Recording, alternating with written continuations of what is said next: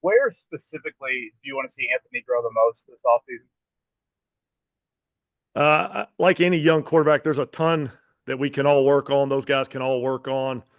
Um, you know, we're refining our craft every week at that position in this business. So there'll be a ton of stuff. We'll talk about that stuff with him.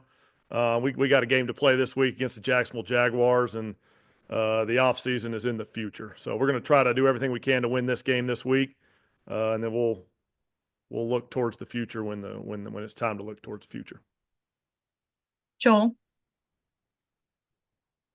What you've gotten from Alec this season, not just in the deep ball, but some of that goal line stuff he's done.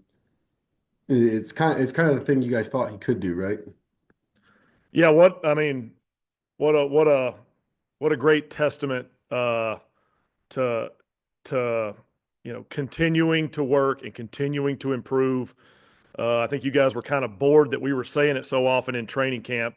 Man, look at Alec making these plays. Look at Alec taking advantage of his opportunities. Um, from year one, with myself being here, I'll just speak for, to year two, he's gotten so much better, and it's because of the hard work that he puts in. He's a down the field threat, but I think he threatens defenses in multiple ways.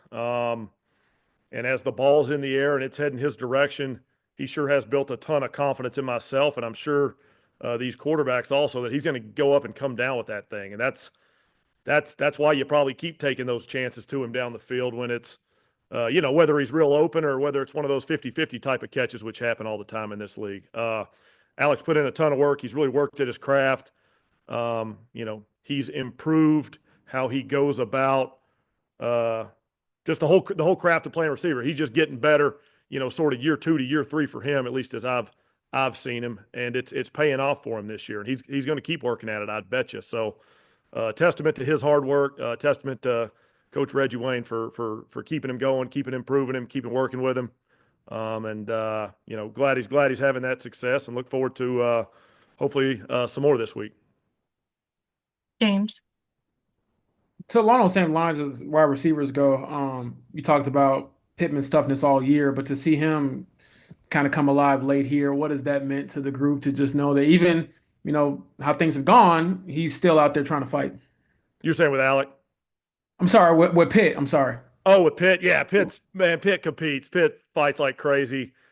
I thought he had a really, really good game the other day. He's playing so hard out there. He's making plays. He's getting open. He's making tough catches. I'll continue to harp on it. Him and Alec both got a couple of PIs down the field that, they don't go on the stat sheet, but they sure do help our offense.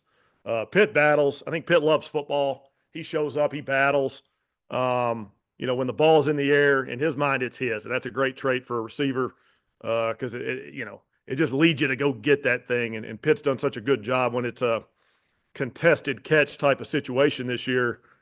Shoot, he battles and he's the favorite. Those things aren't 50-50 in his mind, and they shouldn't be. So he shows up and battles, and like I said, the way he handles his business gives him a chance to go do that game in and game out. No matter the situation.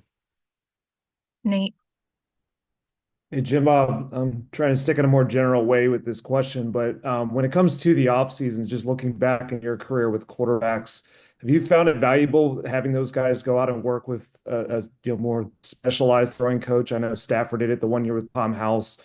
Just like how valuable, I guess, is the off season for preparing for what is to come, the rest of the season for quarterbacks? I think it's a pretty standard